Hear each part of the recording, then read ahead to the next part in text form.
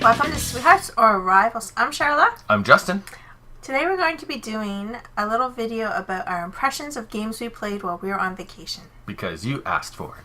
Well, we put a survey and you said you wanted to hear it. That's right. They didn't ask for it. They kind of did. Kind of.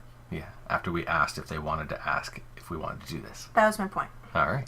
So, we're going to maybe talk about the games from smallest to biggest. Okay. What was the first game? Catbox. Catbox I was very interested in because it's very cute. Very cute. And I was interested in because it has this unique thing where on your turn you can play a card from your hand using the side of the cards that's facing you, or you can use a card from another player using the side of their cards facing you. Right. That's interesting. And it was kind of interesting, the same mechanic a little teeny bit as Honshu. Kind of, yeah. Because you have to play your cards over top of other cards. Yeah. And they're all quadranted off. Yeah. So depending on what kind of cards you're going to play, that depends on how many quadrants you can cover. Yep. So what were your impressions of it? It was very interesting. We have not played it yet with more than 2 players, but I think it's going to work better with more players. I agree with you. Yeah. Because you'll have more choices of the cards you can pick to play. Yep. And then there'll be more player interaction, of course. Exactly, which will make the game more interesting. Yeah.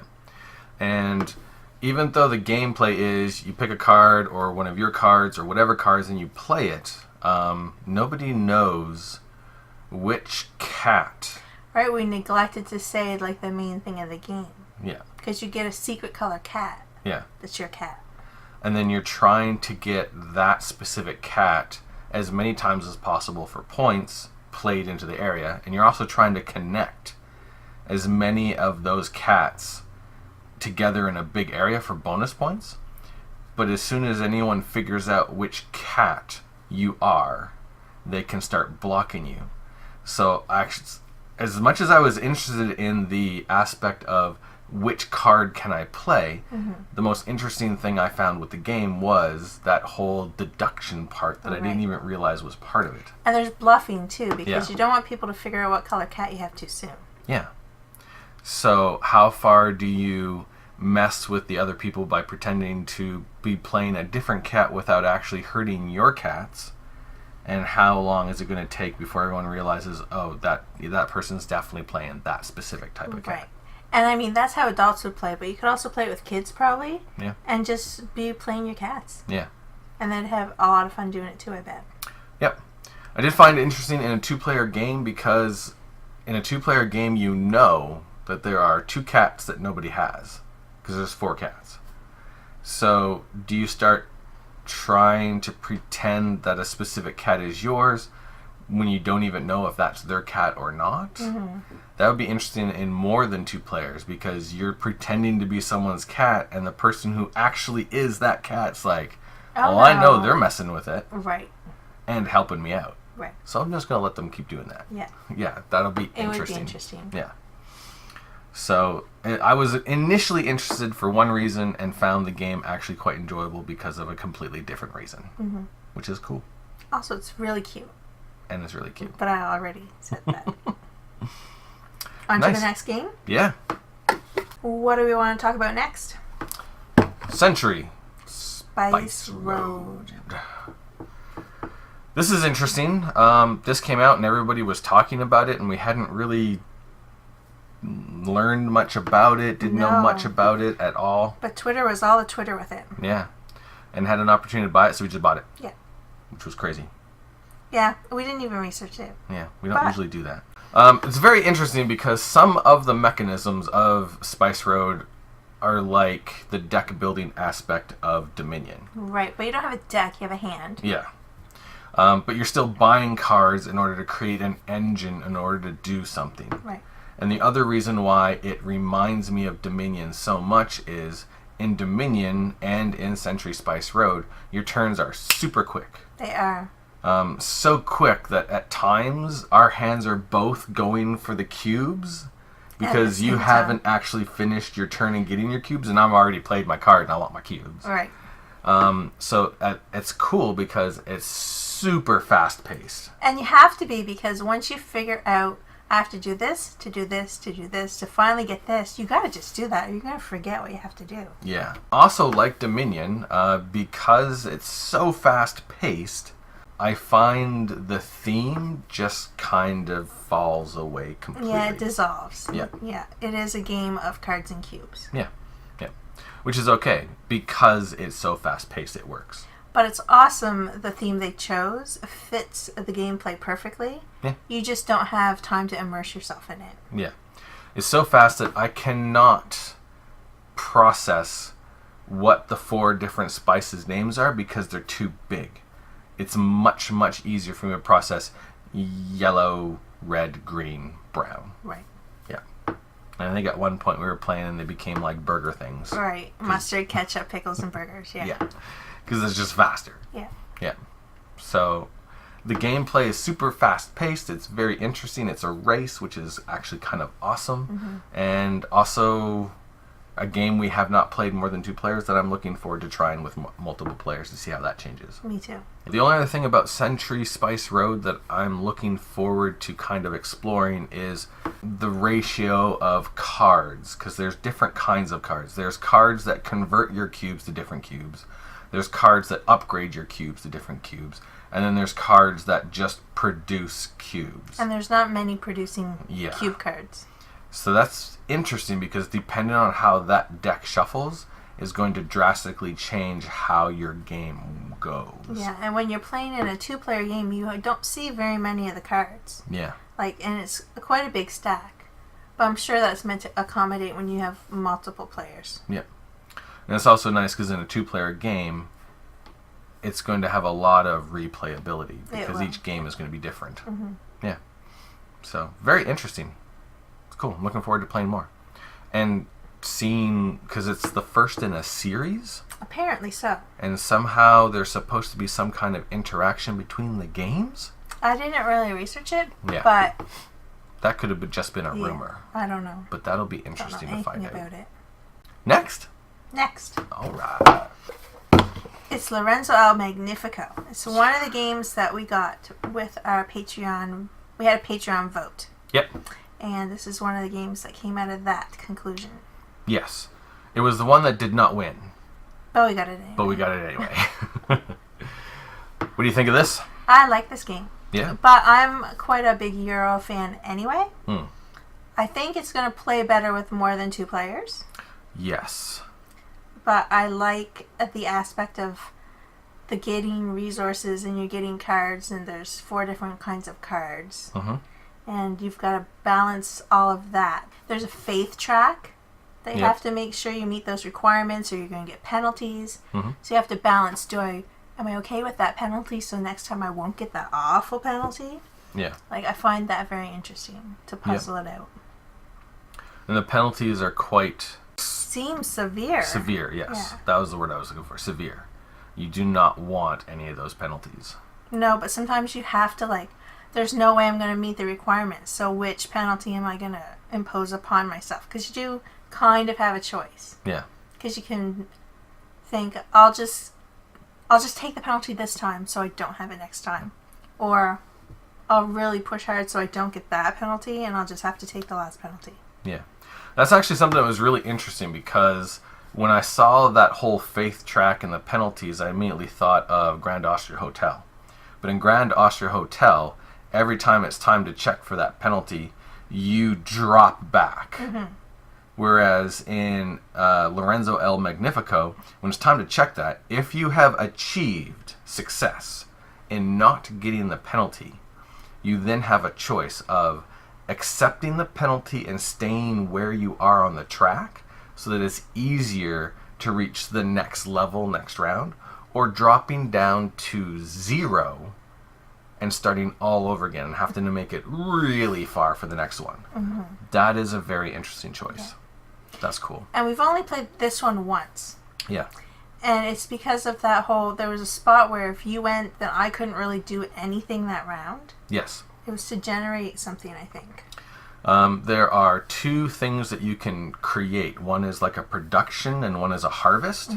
So you can actually build up this nice big harvest engine or production engine, but then in order to trigger it, in a 2-player game, there's only one spot, very much like worker placement. So if you grab it, I can't do it for the entire round. Right. That I didn't like so much. Because it really puts you behind if your whole strategy depends on that, and out of the blue, Yeah. the second player just does it. Yeah. For no apparent reason whatsoever. For no reason other than they have it too. Or maybe that's the only thing that is the best thing for them to do, but it Yeah. wasn't technically in their plan to do, and then they've just foiled my great big elaborate plan. Yeah. Can you tell I'm a little salty about that?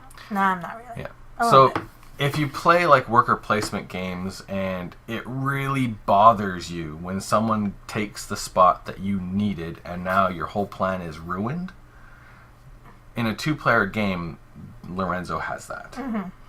In more than 2 players, there's some extra spots that open up so you Yeah. can do it multiple times. But still, like, not all the players are going to be able to go there. Yeah.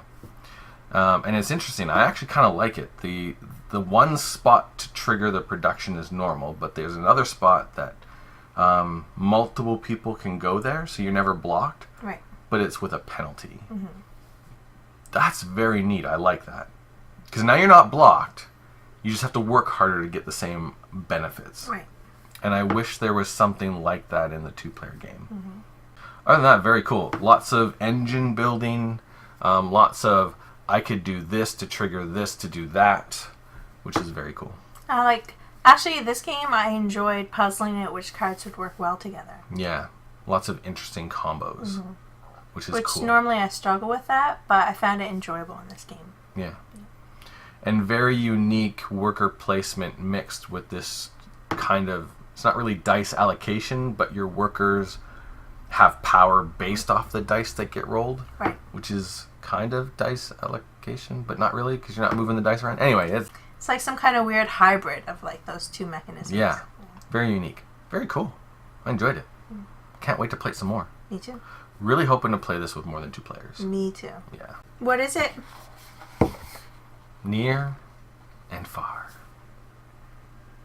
And we should mention a big thank you to Red Raven Games because this is a surprise review copy. Yeah. We That's didn't- awesome. yeah, Thank you. Thank you. So, we've played this a few times.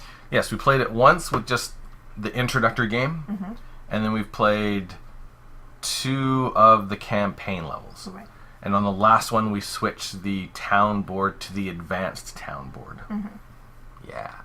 So, just before we start, I'd like to know our viewers' opinions on when we do the playthrough for this, Yeah. what you'd like to see. Like a campaign mode, or like just the basic, or maybe the arcade mode. Yeah. There's lots of different ways to play Near and Far. You can play the introductory game, which is a basic game. You can play a campaign mode, which unlocks all of these different maps that you play on, all with different stories. So that would be kind of spoilery. You can play it as a character mode, which is a couple of random maps with their stories, but with character stories. That would also be spoilery. And then there's an arcade mode that you can play that doesn't use the storybook of stories. It uses a bunch of cards for just random encounters, which wouldn't be spoilery. But It probably wouldn't be as fun to watch. yeah, like the game, I feel, really shines when you are immersed in the story. But we are those type of players. Exactly. When a game has no story, we usually are making up stories anyway. Yeah. I mean, probably in Century Spice Road we would be making up stories, but our brains are just processing too fast to have time to do it. Exactly. But in any other game, we're usually making up stories anyway. We are going to be doing a playthrough and a review of Near and Far. We could do the arcade mode, which doesn't spoil anything and shows you how the game's played, but doesn't showcase the awesomeness of being immersed in the story, which unfortunately would be spoilery. Right. So It depends on what people are okay with. yeah. So if you have a very firm opinion on that, maybe put it in the comments section below. Yeah. And then we'll tally them all up before we make our choice of how we're going to play it on the playthrough. There we go. Awesome. So what do you think of Near and Far? I really enjoy Near and Far. I had fun when we were playing the campaign mode. Yes. Even though you seem to be a whole lot better at it than I am. Yes. For some reason. It's interesting because it's all about putting together a really good party. Mm-hmm. My parties tend to not be geared specifically for one of the different things. Yeah. They tend to be well balanced as much as possible. Well, the first game that we played yesterday, my first party wasn't, but then you mentioned that in between, so then I tried to balance my second party. Yep. I still was struggling. I felt like I was struggling the whole time. But you're supposed to, because it's a race. The game is over as soon as all of somebody's tents are out, and then you may or may not have one last go before the game is just done. Right. So it is a race. You're supposed to be struggling. It is, but you weren't struggling. I was struggling to get some stuff out. I didn't see that happening. That's because I just accept that it's going to be a race. I see. And then I just do as much as I can, as fast as I can. Yeah. And there's these artifact cards that you can draft at the beginning of the game. Mm-hmm. I struggle with that, I think, the most, because some of the things that you have to get to play the artifact cards out is so random. Yeah. That I just don't even know which ones to pick at the beginning of the game. You don't want to get too many of the things that have random generated items to pay with. Yep. But sometimes that's all of the things you have to choose from. Yep. Because it's a race, I find I look at it and, okay, this is going to help me actually achieve other goals. Mm-hmm. And if it doesn't, I just drop it. I thought I was doing that too. Yeah. Anyway, I find that part of the game a little bit tricky. Yeah. But the actual gameplay and the story play of the game, I find very enjoyable. Yeah. The storytelling is really cool. I like that it's, above and below, it's just a random story. Mm-hmm. And there's a big book of a whole bunch of stories. Right. But Near and Far, the stories are specific to specific maps and specific places. Yeah. Which is very neat. And then there's only so many adventure stories you can go on depending on how many players are. So there's going to be some you're not going to get to. Right. And if you end the game before you get to all of the ones that are even available that time, you're going to miss out on some. And then even more clever, sometimes you'll get a story that gives you a side mission, which means the next time you go on an adventure, you ignore that story and do the side mission, which mm-hmm. again is going to help for replayability. Mm-hmm. But it's also very neat that it's tied in with this world and triggers other stories that are tied in with this world. Because that's very cool, because you're discovering stuff about the world. Right. That's awesome and fun. I like it a lot. Yeah. I'm really, I would love to be able to play it right now, because at the end of our next campaign, I'm going to have enough experience to get my first talent. Right, and that's the cool thing too, because in a campaign, you're collecting experience and customizing your character with its own abilities. Yeah, that's awesome. It's really fun. Role-playing stuff. Yeah. Yeah. So, I think it's awesome. I really enjoy it. But I could understand how some people could see some flaws with it if they weren't playing the campaign, the really in-depth story mode. Experience of it. Yeah. If you're just playing a game to win and that's all you care about, I'm not sure that this would be the right game for you. Yeah. Because you can rush out and put all your tents and then end the game very quickly. Yes, very quickly. Yeah. Crazy quickly. Yeah. But sometimes it's I need to do a few more things, but it's going to make me put out tents. But how do I balance not ending the game too fast? Yeah. Nice. That's Near and Far. Mm-hmm. And the last game we're going to talk about today, Great Western Trail. Yeah. So this was the vote that won on our Patreon vote. Nice. Thank you very much. Thank you. This is the game we got with our Patreon money. What do you think of Great Western Trail? I was actually a little hesitant to get into this game because of one review that I saw that says the board that you create with the buildings isn't really actually all that interesting and doesn't change and blah, blah, blah. And I think there were some valid points with that review, but I didn't find that when I played the game. No, me either. There's 10 buildings, double-sided, so there's a different mix of the buildings. And then even just the starting buildings placing them out randomly drastically changes how the game works. It sure does. Yeah. It can change, like, even the amount of time it takes to finish the game. Yeah. Like, the very first game we played with this is where the buildings go, and it's not random. And the very first building is to buy people. And the second building is to buy cows. And so you enter the board, usually with a bunch of money, and then you go buy stuff that helps you get stuff later on down the trail. Mm-hmm. Second time we played, those two buildings were near the end when we wouldn't have any money, and just it took forever to actually get that stuff. Yeah. But at the same time, it's also this very interesting kind of, do I rush ahead or do I stagger myself to hit all the locations? Right. And I think the second time we played, I was like, I'm going to hit every single location to get as much possible stuff this round.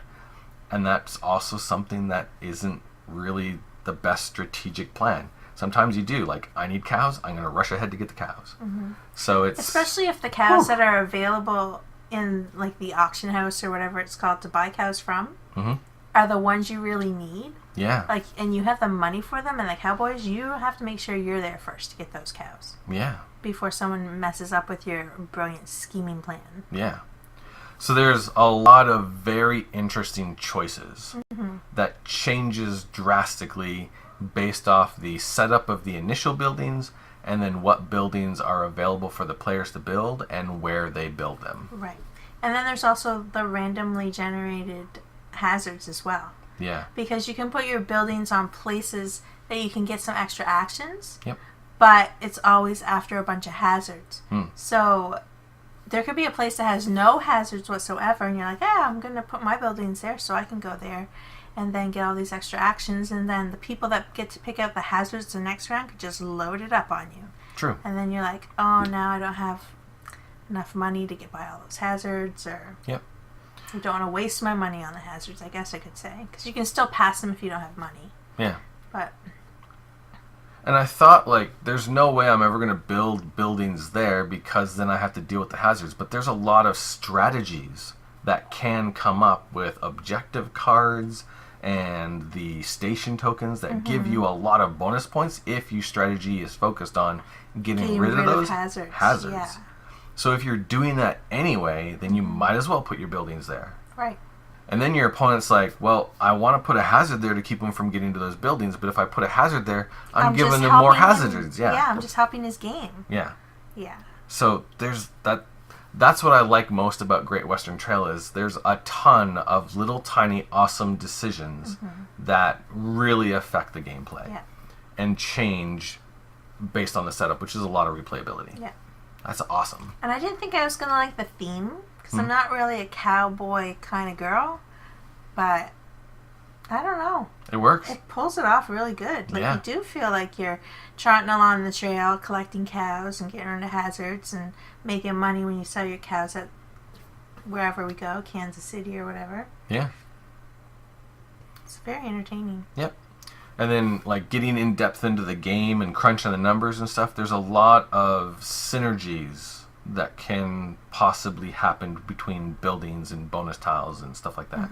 That's also very satisfying. Right, but I don't find it overwhelming like some games. No.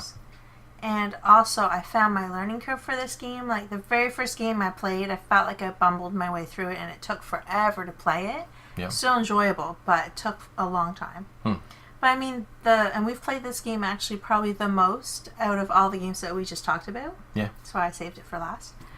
Like, each time we play, we get faster and faster at it. Yeah. Like, you know what the good move is. Yep. And it didn't take me that many games to learn that. So I'm impressed by that. And it works really well as a two-player game. Like, a lot of the games we were just talking about, in my mind, I'm like, that was good, but I think it's going to be better with more players. I really want to play it with more players to find out. For this, I think I will enjoy playing it with more players, but nothing in my mind makes me think it's going to be better. It works really well as a two-player game, which is awesome. So that was Great Western Trail. It is. Yeah. So those are all the very brand new games that we played on our vacation this year so far. And eventually they will all make it to the channel with full playthroughs and reviews and all that kind of stuff. And that was our summer vacation impressions video of the games we played. It is. Thanks for watching. Thanks a lot. We'll see you in the next video. Laters.